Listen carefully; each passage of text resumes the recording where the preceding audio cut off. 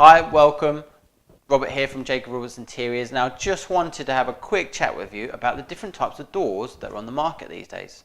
So I wanted to make it as easy as possible because there are many doors on the market. So I've kind of broken them down into 4 categories, and in those categories are subcategories which we'll run through, but it'll start making sense. So you've got a slab door, you have a shake style door, a handless door, and a real wood door.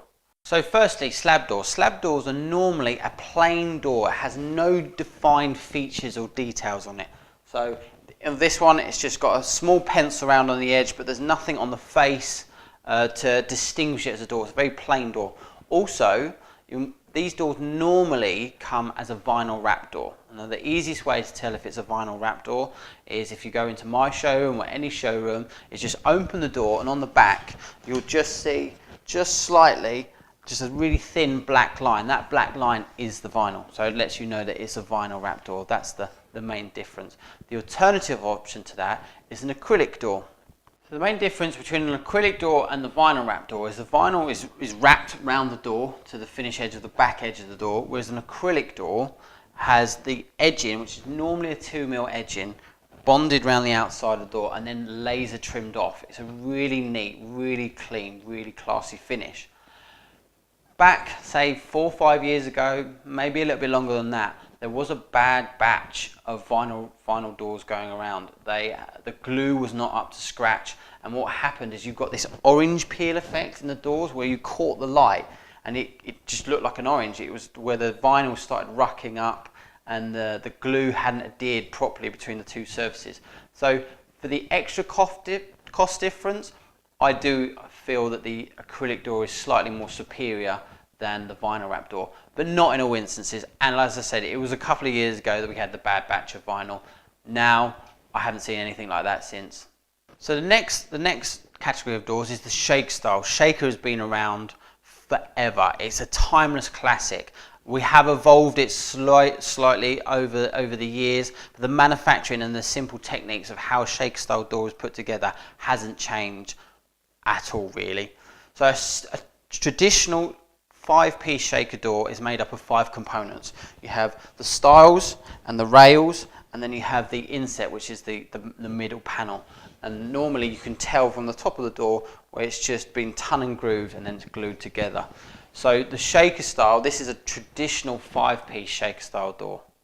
So not everyone likes the 5-piece traditional shaker style door. They're not overly keen where they've joined the 4 bits, 5 bits of wood together. So this is a 1-piece shake style door. So this is a MDF base, which they've then routed out the center panel and then sprayed over to finish the door. So that is a good alternative and a very cost-effective alternative to the 5-piece shaker door. It's made out of one material, colors are really good. You can get this in a vinyl wrap, and you can also get it in a spray finished, so it does give you a lot more options. And let's say the detail is not for everyone. I think we've seen it phase out a little bit now, but just to keep it a little bit more contemporary, to be more befitting of the designs that we're now seeing come to the market in magazines and on social media. So to tell the difference, you've got the 5-piece and you've got the 1-piece shaker style door. So next category is the handleless range. Now handleless is two main types. We have the inbuilt handle, which is actually on the door. So in this particular one, it's called the J groove. As you can see, the routed out part of the door where you put your fingers is in the J groove. And then we have what we call true handleless, or the European style, where you have a channel routed into the top of the unit, and then you put your hands over the top of the door. But we'll run through them. This is a J groove door. It comes in, it's a lacquered finish. I really like the lacquered finish. I think it's a really fantastic, classy, elegant finish. I think it finishes the door really, really nicely. And also they're very they're compatible with standard size kitchen units. So if you wanted to keep costs controllable and manageable, you may consider a handleless style door and then just normal standard base units. So this is sort of rare that you can expect to find in a true handleless kitchen. These are what they would call, you might be more commonly known as the German style or the European style. So where this handle system is routed into the side of the unit and then the door sits in front of it. So that would be, for an example, like the door would sit just over the top then you would reach your hands over the top of the door to open it. So like in this situation here, you can see the worktop, you can see the door, you just put your hands over the top and flick the door open as normal. The slight difference with this style of rail is it does change the sizings of the unit to make the allowance for this. I really think it's a really classy finish. I really like these. I really enjoy designing these because they do have continuous, sleek, uninterrupted lines, and if that's the look you're going for, then I would definitely encourage you to look at the true handleless system. So by complete contrast of the handleless door, we then go back in time to the in-frame shaker door. Now, if you've been on Pinterest for longer than 2 minutes, some amazing kitchens are in-frame. So there's some subtle differences between a real shaker door and an in-frame shaker door.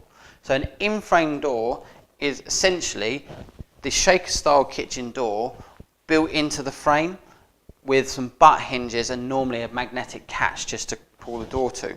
So as we open the door, it will just sit in front of the kitchen unit and then look all parts. So all the doors are then painted finish on the doors. Also, alternatively, you don't necessarily have to have the butt hinges. You can have them as soft close. There are ways of making it having more modern features within the kitchen. I really like the butt hinges. I think they're kind of really honest and true to the in-frame style, but it's not for everyone, and I'm more than happy to show you the differences. I consider myself to be very lucky. I've an approved Keller Design Centre, which means if you come to us, you can have any one of the Keller doors in 1970 colours. It's basically, these colours are NCS colours. So there'll be a specific code to the colour that you like. So when you pick the door from the certain ranges that we have, we can get those finishes, these colours put onto your doors. In addition, we have 3 different styles of finish. So you have what we call a structured lacquer, a silk lacquer, and a gloss finish. So the silk lacquer is quite smooth to the touch. The structured lacquer has a bit of a grain to it, and it's a bit more rugged on the end of your fingertips. And then we have obviously the high gloss finish as well, which is a sprayed on finish. So I know that we are more than capable of finding the perfect colour in your open plan dream kitchen living space. So I want to touch on colour just very, very briefly. That with our process, we don't feel that we start with colour, we start with the design of how you want to live how you want the kitchen to work for you, and then we can introduce colour. It doesn't matter if it's salmon pink or a dark graphite. The colour is kind of irrelevant unless you get the design right.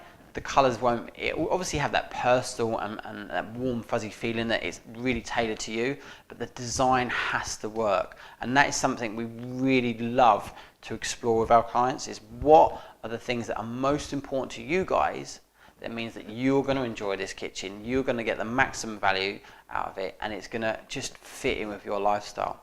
So if you'd like to get in touch, we'd love to run through what styles that you like door wise, whether they be the slab, the shaker, the in-frame or the handleless. But more importantly, I want to find out about your lifestyle and find out how we can create a kitchen that's perfect to it.